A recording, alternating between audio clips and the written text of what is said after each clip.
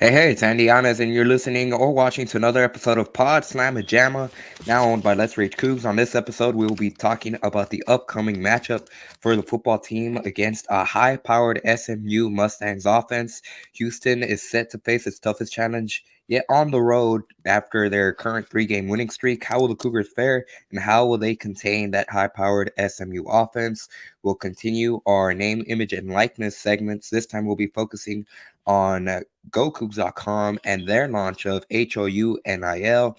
And lastly, we'll close it out with basketball talk as both the men's and women's basketball teams are less than a week away when they tip off their seasons this upcoming Monday, November 7th. Don't go anywhere. You're listening to Pawd Slama Jama.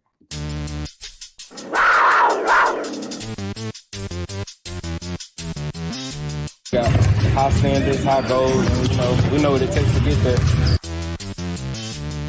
I want to be unguardable, if I'm honest. Coaches coach, players play. And that's a great place to be in your life, where you can care less what other people think.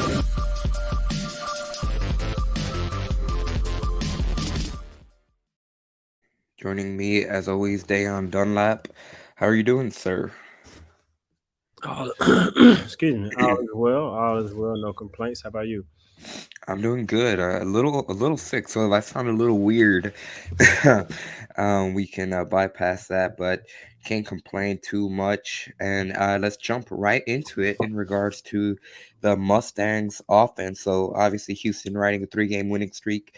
When really it's been, from the Houston perspective, it has been an offensive turnaround. It has really helped boost Houston into the three-game winning streak. They've put up 30-plus points in all three straight games, going back to the contest at Memphis. Obviously, we know the story of that game. They were down 19, rallied, and really salvaged their season with that win. This past game against South Florida, they were able to put up 42 points on the board against the South Florida Bulls. And now they're going to need to keep up with that high-powered SMU offense that can match Houston point for point and yard per yard. And really, they kind of mirror each other when it comes to how the Mustangs operate things. Obviously, the key receiver for SMU is Rashee Rice, who he is not only leading the American Athletic Conference when it comes to yards per game, but he's leading the entire country with 122.8 yards per game, which in comparison, Tank Dell, who obviously he's the pretty good receiver for Houston, he's averaging 92.4 yards per game, which is 16th in the country. So that's going to be key, pivotal, a tough challenge for the Houston secondary in regards to Rice for SMU. But damn, before we get into the clip of Doug Belk talking about the Mustangs, what do you feel in particular that Houston's going to have to be looking for when they face off against SMU? Well, top on the scouting report is that Mordecai to Rice connection. Mordecai not only leads the nation in the stats you mentioned, but he also has the most receiving yards in the country with 932 on the season. And so he's a player that gets his targets. They run the offense primarily through those two players, Mordecai and Rice. And so I look forward to the defense maybe doubling Rice or bracketing Rice to see what they try to do to slow him down and make someone else beat them. Yeah, absolutely. Both Dana Holgerson and defensive coordinator, associate head coach Doug Bell talked about how really, like you said, Dale, that Mordecai is kind of the engine that makes all the things go for SMU. And obviously that connection is going to be top priority. But here's more specifics of what Doug Bell had to say in regards to how they plan on containing that SMU offense. I mean, he's probably one of the most premier receivers in the country. He leads the country in receiving yards. I think it's 982 yards receiving. And he's number 4 in the country as far as receptions goes. And then their quarterback is they got number 1 passing offense in our conference, and they're top 10 in the country in passing and 25 in total offense. So he's been targeted I think well over 100 times, and he's got 60 plus receptions. I think it's 64. And to put that in perspective, he's got more receptions and more catches than Tank. Not as many touchdowns, but he's a comparable player, and obviously he's very explosive. We've played against him the last couple of years. I think their depth at receiver in the past, they spread the ball around a little bit more with Reggie and Danny Gray last year. and then mixed him in, and he had Calcaterra. And I think he's getting the bulk of the targets now. The offense is a little bit different. Their quarterback is very talented and, has the green light. And he makes contested catches, and he's very good after the catch. So obviously the challenge will be great in containing him. A lot to do with our corners and our secondary.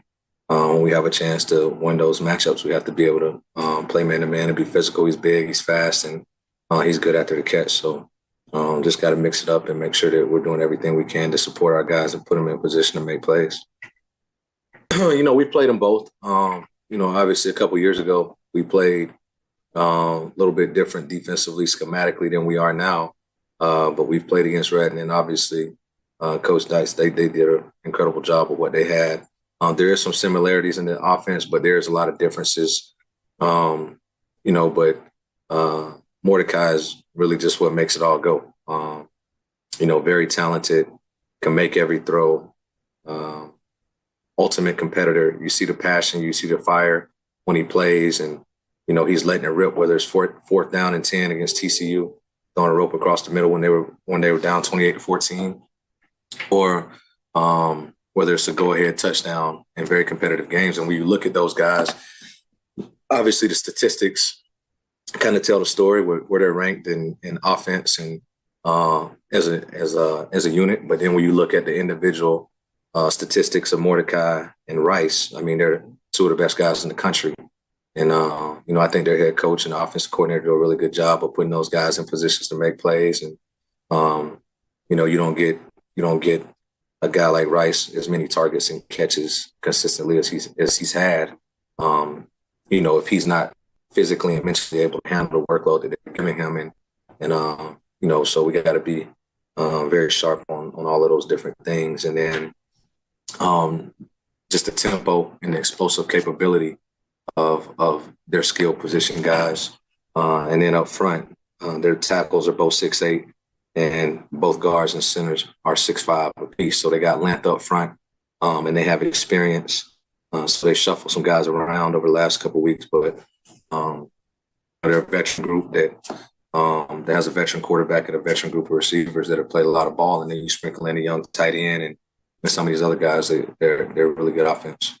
In the 4 games they've lost, they've been very competitive against really high quality opponents: Maryland, TCU, Central Florida, Cincinnati, and they were all close games. You look at TCU, so they're very competitive and they can put up points on anybody. So, and they've proven that each and every week. So once again, that was Houston defensive coordinator Doug Belk really giving the rundown of SMU, like we touched on part of the clip. Really, it all starts with that Mordecai to Rice connection. Now, obviously, that's going to mean that a lot of pressure is going to be on Houston's secondary to really, they're going to get tested for the first time since, again, going back to that Memphis game. But honestly, probably even going back, I would say it's going to be their toughest challenge. Maybe you could put up Rice with McCaffrey, but certainly going back to Kansas, which obviously it was early, but how the Houston secondary struggled in those games is going to be interesting to see what the growth has been from that unit when they have to face off against such a really an elite connection between Mordecai and Rice. Yeah, I'm gonna keep my eye on that as well. I'm gonna see the coverage that they use. Do they double him, or do they keep a safety over the top and maybe zone in the middle of the kind of bracket, right? So I'm going to be looking to see the game plan that they use to try to limit him. A player as good as he is, I don't think you're going to just stop him, but I think you have to make it tough for him and not allow him to have those long, explosive plays, because he's really good after the catch as well. And so another factor to key in is the defensive line. They have to be able to get to the quarterback and not allow him to set his feet to be able to kind of pick the defense apart or get those long, deep passes downfield. And so it's going to be a joint effort defensively. Absolutely. You read my mind. I was about to bring up just really how important it's going to be for Sac Ave to be able to get after Mordecai. Even going back to last season, the matchup against SMU, obviously a lot of UH fans know that game for the crazy ending where Marcus Jones had the kickoff return that sealed the win for Houston. But that in and of itself, it was kind of an up and down game for the defense where they had some good moments, but then they weren't able to hold down that SMU offense for the entire game, and they had made a rally, and it was a toss up until that kickoff return by Jones to seal the win for Houston. So SMU on the road is going to be a tough task in Dallas. Now, I think another key factor is going to be really kind of the linebackers group, in particular whenever they have to be in coverage. We saw South Florida exploit Houston, in particular when it came to using their running backs in the passing game. And I mean, obviously Brian Battie and what he was able to do just straight up in the first quarter, they were able to make an adjustment where they really shut down USF's rushing attack. Now, SMU is not known, or this season they haven't had as strong as the rushing attack when you compare it to their offensive passing yards, but that's still something to monitor too when it comes to coverage. It definitely is. You want to make them one-dimensional. They do have some running backs who are more than capable to having big games, but they're primarily a passing attack. And Mordecai, he's had his success against Houston throwing the football primarily over the middle of the field. He's had a lot of success over the middle of the field, and that's a lot of times where linebackers are in that covering that area, primarily when they're in zone. And so I want to see the philosophy and the strategy to cover this offense. Doug Belk talked about the familiarity that they have. They seen their coach a couple years back when he was at SMU before he left and returned, and so they're familiar with the offense. They're familiar with the quarterback and their receivers. It's just about getting the players in the right position to make the plays. I think over the time you want to always have a safety over the top of Rice primarily, and then let the chips fall where they may.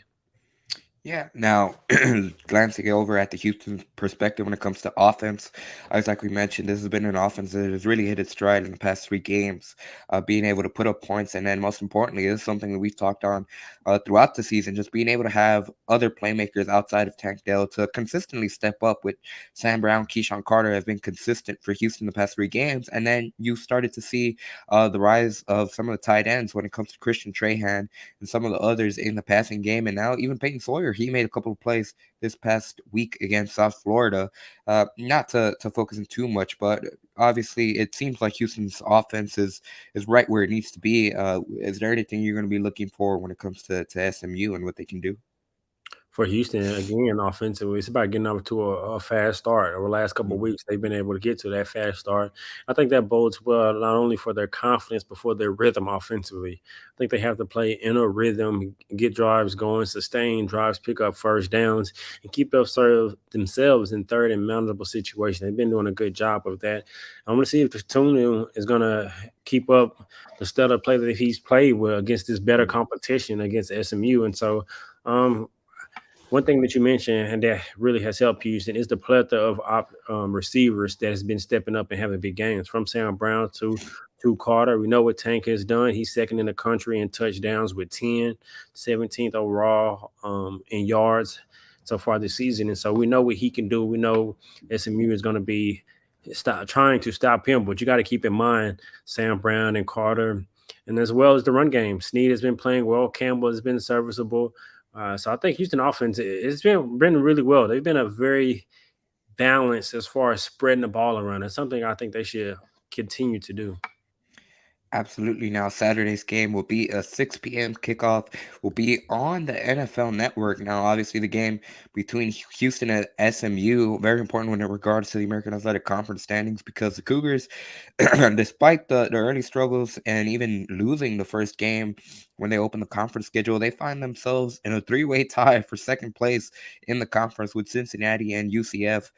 In regards to all three of those teams are at 3-1. Obviously, Tulane, who it was a team that Houston lost to in that conference opener, sits at top of the conference at 4-0 and 7-1. So a big game for SMU and Houston, where SMU, they're 2-2 in conference, they're 4-4 overall, but Houston needs that win to be able to continue to stick with Cincinnati and UCF. Now, remember that Houston will not play either of those two teams, so it's going to be crucial for them to continue to win and let the chips fall where they may, because we saw Tulane and UCF play each other. We saw Cincinnati and UCF play each other. So those teams will continue to play each other as the season remains. So if Houston can win out, they're going to be in pretty good position to be able to, at the end of the season, be in one of those final two spots. So they can control what they can control. And if they can win out, they'll be in a good position. But that's going to do it for the segment on the football team. Coming right up, we will continue our name, image, and likeness series, this time on the origins of Go Cougs and how that continue to shape HOU NIL. I had a pleasure of having a sit down with Ryan of GoCougs.com. So don't go anywhere. You're watching Pawd Slama Jama on the Pawd Slama Jama YouTube channel. The interview coming right up after this commercial break. Hey, oh my God, this might be our most watched show, most viewed show. Comments been going crazy. Yeah, comment. Oh, I can imagine.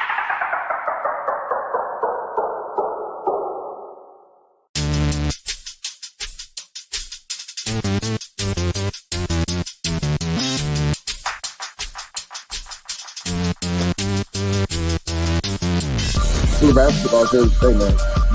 They're on the come up for sure. They peak that throughout the game. Not We have got a lot of work to do.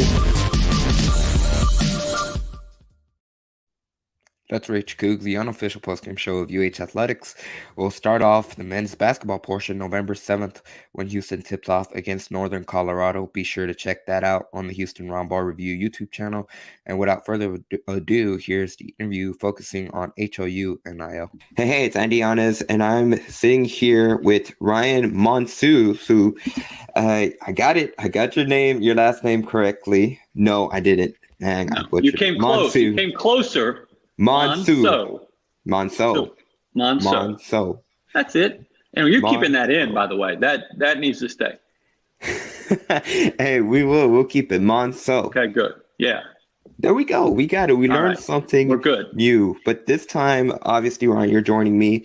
You're the publisher of GoCougs.com, correct? And yes, sir. When it comes to HOU NIL, that is the main topic. That is why you are joining me on this specific segment and for the next few weeks in the coming segments, focusing on name, image, and likeness. And this time we are going to focus on HOU NIL. So really, I mean, from the start, let's just start with GoCougs.com because I know they're not directly involved. Well, there's a partnership with HOU NIL, but they're separate. But I'm just curious. First of all, when did Go Cougs, and this is just in general, I'm curious, when did Go Cougs launch and how did that, I'm sure it did, how did that help you with the idea of HOU NIL?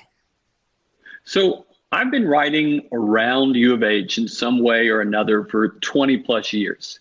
Mm-hmm. And I'd always wanted to try to see if a content site could compete with all the message board sites, the Rivals and the 24/7 and the Scout and all the others, Coug fans. And in February of 2018, I stumbled on the URL gocougs.com and it was available and it had never been available in the past. I was like, well, crap, I should buy that. And so I did, and I played with it for 6 months or so. And finally that fall decided to go all in on it. I have a couple other businesses on the side and I have the time to devote to this, to make it its own sort of media creation. We're not exactly journalism as in the Houston Chronicle or what you do at Gallery Sports, but we're not exactly just fan stuff either. We try to be down the middle. Obviously there's a slant, but to give people just a different sort of writing than they get other places.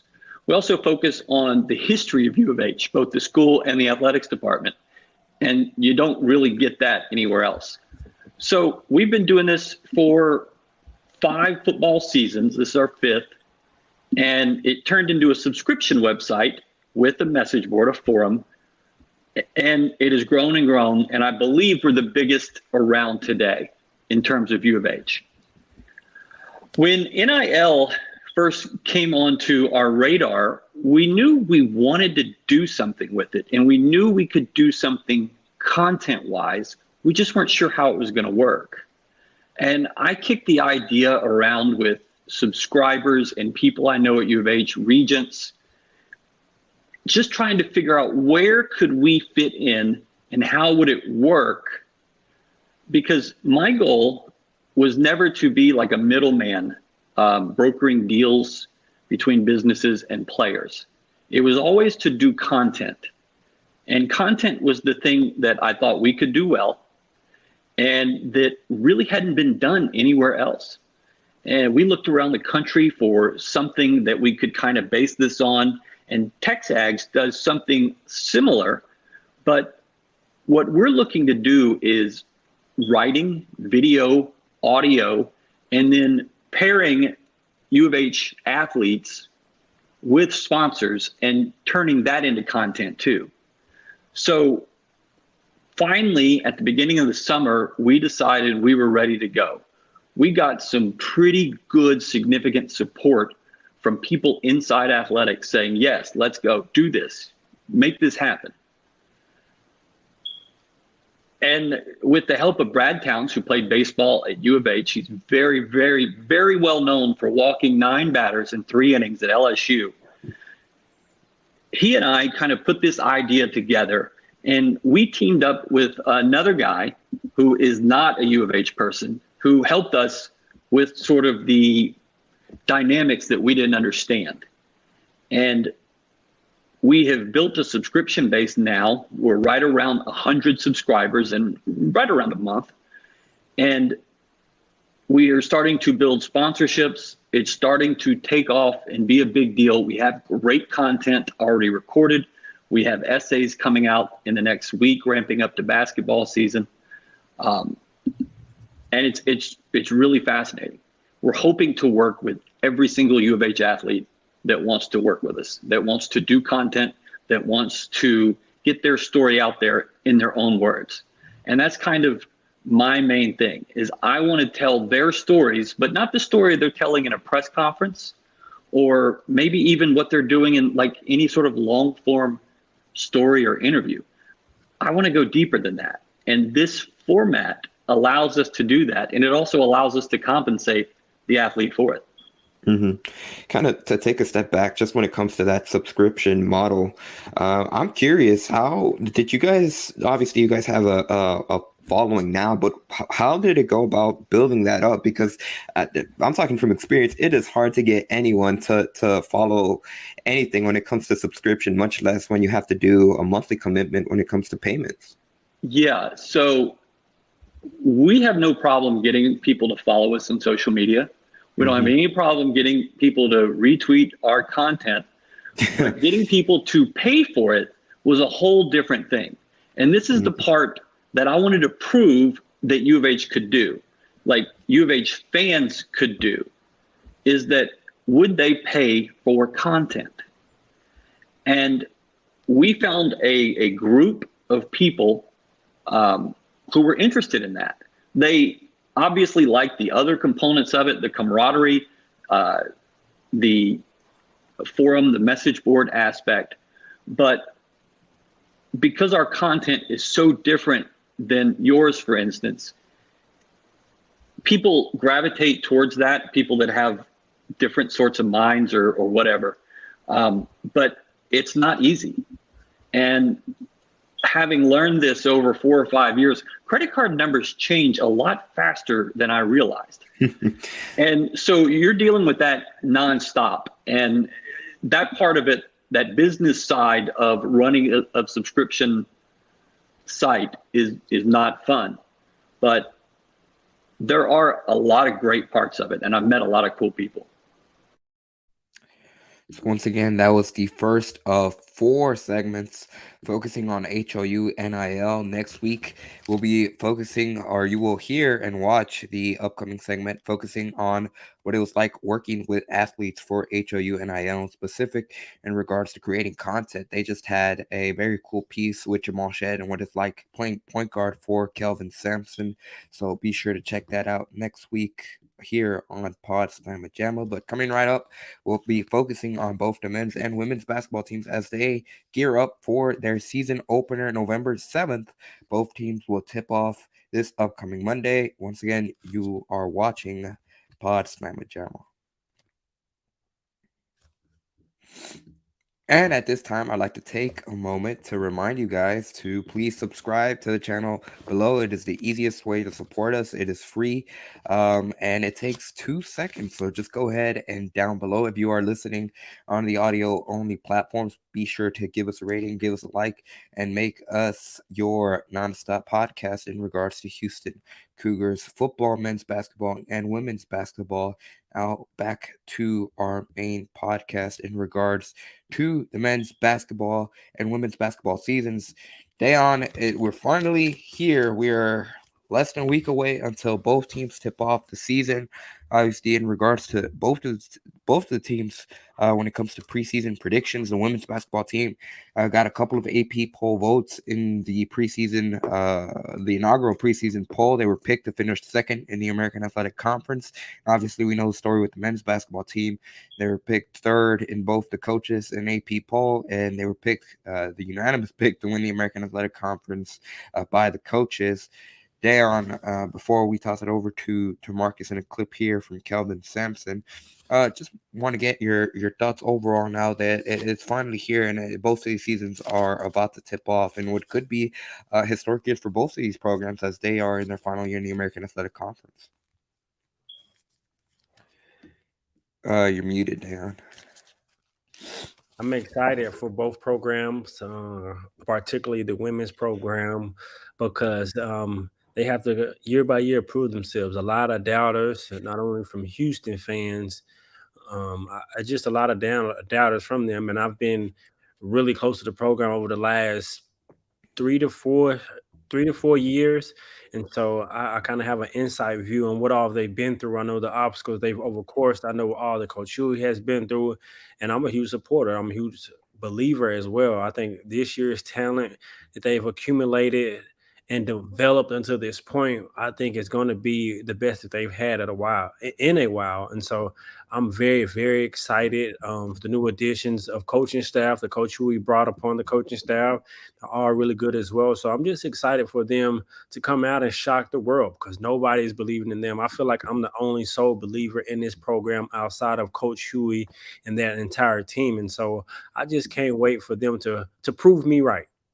And they're going to have an opportunity again with the collective talent that they have bringing back. And when you start with the women's basketball team, really the number one player that sticks out to you is Layla Blair and the improvement that she's been able to do during her time in Houston. And obviously, we talked about it at the beginning when they had their first practice of the season.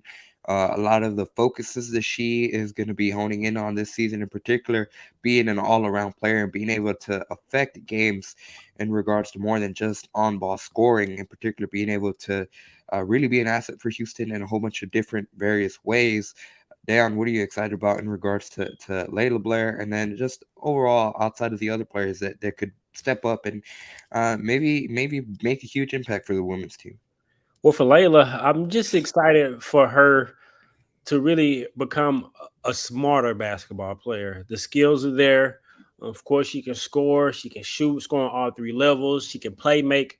But I think the next step for her is become a smarter basketball player. You go to our YouTube channel, we have interviews with her where she's talking about how the game has slowed down for her. And so I'm excited to see what that looks like on the court. I mean, because she will often have a lot of turnovers. And so I think she can get those turnovers down, get those assists up, and just continue to make the right play and not force things offensively. I think she can be an All-American. She can lead this team to a tournament. But a couple other players that I'm looking forward to have a big year, Bria Patterson, their front court. Bria Patterson and Tatiana Hill. Both of those players have been with Coach Huey for a while. So I'm looking for them to be steady and consistent all year. And Brittany Onyejay, I think she's one of their X factors because they need for her to knock down shots. She's their floor spacer. And not only that, she's their best on-ball defender. I think she will win Defensive Player of the Year in the conference. She competes really hard on the defensive end.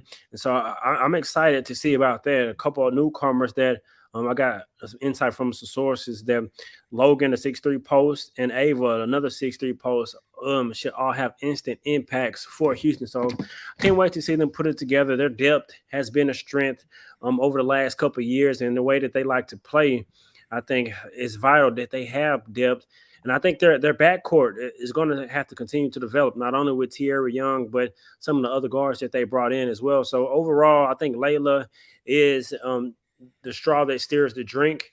And it's good to have your best player as one of your best leaders, especially with the work ethic and all she does off the court, along with her faith. I just think it's time for this team to take the next step.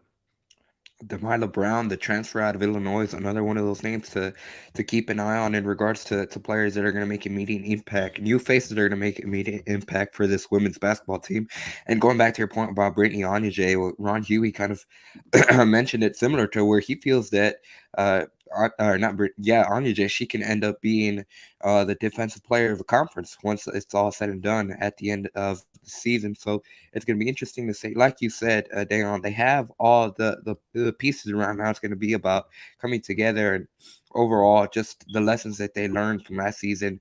It was kind of the story of the season, inconsistent play throughout, where they had some highs, they had some lows, and it's all about being able to start out the gates consistent and carry it throughout the year. Now, in regards to the men's basketball side of things, like I said, the story for the men's basketball team, or for their season during the preseason, heading into this 2022-23 year, is really just the overall talent that they have top to bottom, especially in regards to the return of Marcus Sasser, who he flirted with being able to take his next step in the NBA, went through the whole combine process, and Kelvin Sampson himself said it during one of his availabilities recently, where Marcus Sasser could have kept his name in the NBA draft pool and he would have been taken by a team. He said that he had gotten guarantees by some teams, but he wouldn't have been taken as high as he wanted to. So he chose to come back to Houston to build up that draft stock and being able to help Houston overall. Now, here's what Marcus Sasser had to say in regards to being in the final week before the regular season starts, and overall what he's learned about this team throughout the not so secret scrimmages that have been. Obviously, there's a lot of buzz in regards to the programs that they scrimmage. You guys are less than a week out from the regular season. How do you approach this final week, just in terms of being able to hone in and kind of like focus on stuff to get ready for that game on Monday? Just been locked in to the small things. We're gonna start scouting report and stuff like that. So just been locked in on what the coaches are saying. And then just being disciplined, and then listening to the emphasis of the day, and then just trying to be the best as we can as a team for the emphasis of the day. So really just locking in. Marcus, what did y'all learn about your team in those two scrimmages? This team is very unselfish. We played together. We played hard, competed. We was undisciplined in some stuff, but it's still early. So I think as time goes on, we'll start being disciplined. And we got a good chemistry right now, but I feel like it'll be a lot better. But that'll just get better as time goes on. Marcus Sasser in particular, something that caught his eye in regards to his team early on through the first months is the unselfishness. You heard him there say it. Now, obviously, when it comes to his team top to bottom, with how talented it is, that's got to be music to your ears from a Houston fan's perspective to hear Marcus Sasser say that. You're muted again there. Yeah, and I think it starts with Marcus because he's one of the most unselfish stars that you will have in college basketball. And I mean, of course, he can get his own, but he isn't all about getting his own. He wants everybody to eat. And not only that, that's part of his development, is showing that he can play make. And so with that, you got a star who's unselfish, along with Jamal Shead, your other captain, who's unselfish, and just the culture itself. I mean, it's cliche, but it's the truth. And so I'm definitely not surprised with that. I don't really look at this team as star-studded. Honestly, I really don't. I think Marcus is your star. I consider Jamal a star, and Coach Sampson is the biggest star. And so, other than that, it's kind of to be seen. I think stars will develop throughout the season, will develop into star roles and star players. But coming into the season, I don't really see it as a star-studded team, but definitely an unselfish team, and I can't wait to see them on the court.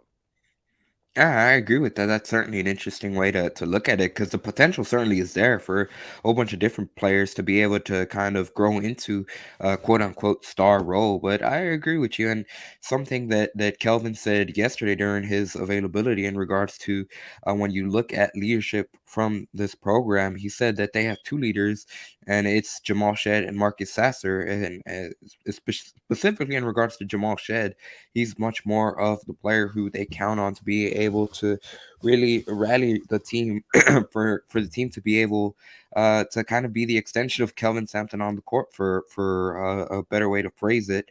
And that's crucial for Houston overall when it comes to the season. Like Kelvin's mentioned in the past, there's three people that can never afford to have a bad practice. Their point guard, the best player, and obviously Kelvin Sampson himself, the head coach, is the saying that he says. Now, speaking of Kelvin Sampson, we're going to hear from him and a little interesting clip where he talks about several different players, and there's a lot of takeaways in what he said. Once again, this is head coach Kelvin Sampson. That's probably why he's a little bit ahead of Terrence last year. Terrence played last year. Ramon had been in high school, and Terrence would be ahead of Ramon. Ramon knows exactly what we want and how we want to do it. Terrence is going to come along. We're not in our season isn't going to end November 7th. We'll play 30 games. As the season goes along, they just kind of work and get better. And when they earn their playing time, they'll be out. That time with the team, do you see it with Emmanuel, how he's just, even though he was, battling, coming back, rehabbing, do you see that effect of him? Yeah, the thing that's hurt Emmanuel all through camp, he's just been fighting injuries. He's just like he's got a calf strain. He didn't play the other day. He sprained his thumb, and they actually went to MRI to make sure it wasn't broke. So he was out with a thumb. And when he comes back this week, he sprains his calf. So he's been snaked a little bit with injury. So, he's the one probably on the outside looking in strictly because of his injuries right now. What about what you've seen from him in terms of growth on the court? Jamon? Yes. Well, just remember now, Shamon's only played basically one semester. He's a long way from hitting his ceiling. His freshman year, first semester, he was trying to figure some things out. Second semester, he came into his own when Caleb transferred. So he really wasn't a factor much his first semester. He got some minutes here or there, but then he started really getting better. Then he didn't do anything for 7 months. So he's starting over again. So when the season starts on November 7th, it's not the same Tramon you're going to see as the one you'll see on January 7th, for instance. So I think he'll be a guy that just, the more he plays, the better he'll get because he just doesn't have the game experience that he needs to get his confidence going. I tell our kids all the time, another man doesn't take your confidence away, another man doesn't give you confidence. Get your confidence through your preparation. What other people say to me or how they treat me, that doesn't have anything to do with how I feel about myself. If you work hard at what you do, that's where your toughness comes in and your confidence comes in. So there you heard Kelvin Sampson talk about a lot of different things. I think in particular where you heard him talk about Tramon Mark there and really how he's expected to progress throughout the season just in terms of the more experience he gets. I think that goes to your point that you said earlier, just in terms of he's one of those guys that fits that kind of he fits that description that you said in terms of he has the potential of being able to grow into a quote unquote star role, which is going to be one of the players to keep an eye on. Obviously, during his time here with the program, you heard Kelvin talk about a little bit his freshman season. He had pretty decent stretches, but then he caught COVID towards early to the middle of December, and really whenever he came back, he seemed like a different player. And then obviously we know the story last season in regards to the shoulder injury that kept him out for much of the season. So it's going to be hopefully a full season of Tramon Mark, and hopefully he can continue to grow. Like you said, it'll be a different player November 7th, January 7th compared to what we see early on in the season. Yep, and I think that experience it's just going to help him just find who he is as a basketball player. I mean, we know the skill set that he has, but it's different, impacting winning on each given team and what this team needs in this year. And so his role is going to be defined. I think he's going to be a star in his role. But like Coach Sampson said, playing experience is going to be the biggest key for him, and I expect for him to shine. I think he's going to come out early in the season and kind of make his stamp to let not only the nation know, but I'm sure the team has already know what he can do. But they see him every day at practice. But I guess Coug fans to kind of let them know and let the nation know that Tremont, who is the player that we or I don't know who else would have the expectations because I've seen him play since high school. The expectation I'm sure that he has in himself, I should say, because I'm sure he has very high expectations in himself. So I'm excited to see all the guards play, man. It's going to be see which guards earn playing time because that's the key, like Coach Sampson just said. And I think with the versatility and some of the length that these guards have, I think it's going to be some times where you see 4 guards on the court at once with either J1 or Jarris at the 5, just depending on the matchup. And so this is probably one of the deepest guards groups that they've had probably since they had before the year they went to the Final Four before Caleb transferred with Quinn, Caleb, Da'Yon, Marcus, Tremont, and so it's going to be a very deep guard group. Yeah, and kind of focusing on that guard specifically, once again, you heard in that clip Kelvin talk about how right now Ramon Walker is kind of ahead of Terrence Arsenault and Emmanuel Sharp just in regards to that experience he was able to build last season, kind of being forced to have to play heavy rotational minutes for Houston just with the injury situation that they suffered a season ago. Now, I think it's interesting, and you kind of hate to hear in regards to him talking about Emmanuel Sharp, where the way he phrased it, he's been kind of snake bit early on through the first months of Houston as they've prepared for the season with different injuries. That injury to his hand, the thumb that he had, so the sprain he had suffered to his hand, held him out of the scrimmage against Duke. You heard Sampson say it right there.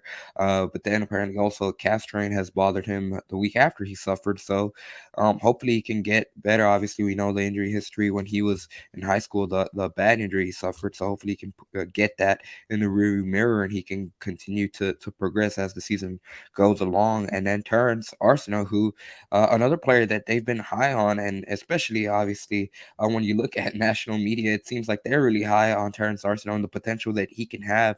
He could be, again, one of those other players that fits in as the season progresses, the more experience he gets, potentially depending on how quickly he picks up stuff, he could fit into that description of quote unquote, certainly a big contributor for Houston.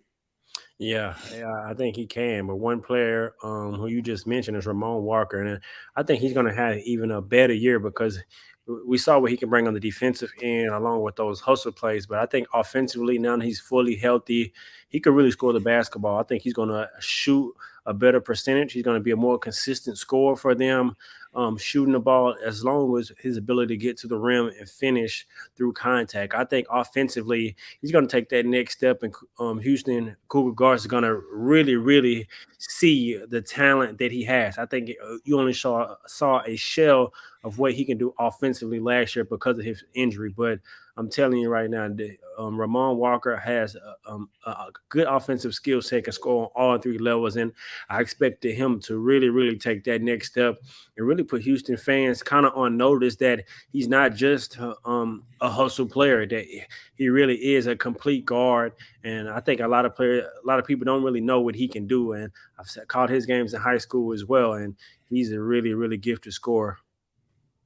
Absolutely, and he's kind of honestly become a bit of maybe that's not the perfect way to frame it, just in terms of quote unquote forgotten. But he's one of the players that when it comes to new additions that Houston's had, he hasn't really gotten a lot of buzz. And I agree with what you said, Da'Yon. He became kind of the poster face for Houston in regards to that identity player. Just going back to the Wichita State game, overtime, he made that play, diving after a loose ball that saved the possession for Houston and allowed him to ultimately win that game. It seemed like he was always drawing at least one charge a game in each of those outings last season. And certainly with that experience now under his belt, like you said, he showed the offensive versatility in high school. So now it's going to be about, again, having that consistency throughout the season, which I think as as the season progresses, he's going to be more comfortable in that role. And again, he does have that experience under his belt from a season ago. Now, before we wrap things up, the front court position, I think that's really the most interesting thing in regards to Houston, and honestly could determine how quickly Houston finds success in regards to what level they're expected to be at. Certainly by all the preseason rankings and polls and stuff like that. But obviously, we know that especially when it comes to front court players, Juwan Roberts, Reggie Chaney, those two guys seem to be the guys that have solidified being at the 4 and 5, and obviously throwing Jarris Walker in there at the 4 and 5 position. But I think it's going to be interesting to see who kind of steps up to fill, especially when in regards to the 5, who kind of steps up and becomes a playmaker in the front court, especially after you look at the losses that this team suffered from a year ago, losing Fabian White and Josh Carlton, who were two huge contributors for a team a season ago. There's going to be a huge void for Houston in that front court. Before I talk about the front court, I want to add one more thing about Ramon Walker, because a lot of people on the outside, they look at rankings. They look at Terrence Arsenault and he's ranking, and all these media is ranking. He's this, and that. And I'm not taking that away from his talent level, but it's different when you step on a college basketball court. All that is out the window. And they look at Ramon, I think they're kind of forgotten because he wasn't a highly recruited player. They saw what he did last year. And so that's why I think a lot of people are sleeping on what he really can do. And I think he's going to wake a lot of people up. But to your point about the front court, it's going to be a lot of questions to answer. Who, for me, is I think with the guards that they have, you're not going to need front court scoring as much as they did last year, because it's kind of how the season played out. They needed Josh to score. They needed Fabian to score. This year, I don't think so much. I think they're going to need Jarris to produce, whether it's, I would say maybe 10 to 12 points a game, rebound. J1 on a night-to-night basis, hustle, rebound. I know he wants to expand his game to be a more versatile player and add more scoring. Reggie is that toughness player, so I don't think he's going to really be relied upon to score.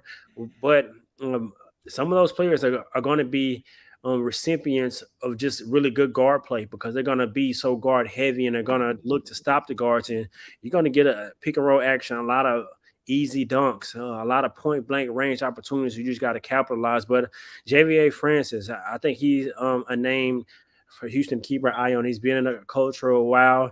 He's a player who can great hands, can finish on both hands around the rim, can catch lobs. He's going to be a really, really good shot blocker. And so that front court production, I can't wait to see how they produce on a night-to-night basis. Yeah, absolutely. And to your point about Javier Francis, I think it's going to be interesting to see when he does get on the court for Houston, just really what he's able to do, because he hasn't been able to have that consistent playing. Like we mentioned last season, Houston had so much depth in the front court when it came to Josh Carlton, Fabian White. I know Reggie Chaney was kind of playing through injury, but he was relied upon at times, and obviously Juwan Roberts included in that group. So it's going to be interesting to see. He's likely to get his first few consistent rotational minutes this season, so he's going to be someone to keep an eye on. And I mean, honestly, depending on how quickly he pick things up, he could potentially be an X factor, which I know we talked about that last week. So it'd be interesting to see what impact he's able to make. That's something that Kelvin Sampson has mentioned throughout this training camp, throughout the first months of the preseason, just in regards to Houston and what they look for in players, guys that can impact winning. That's something that Kelvin Sampson has said in the past. So it's going to be interesting to see.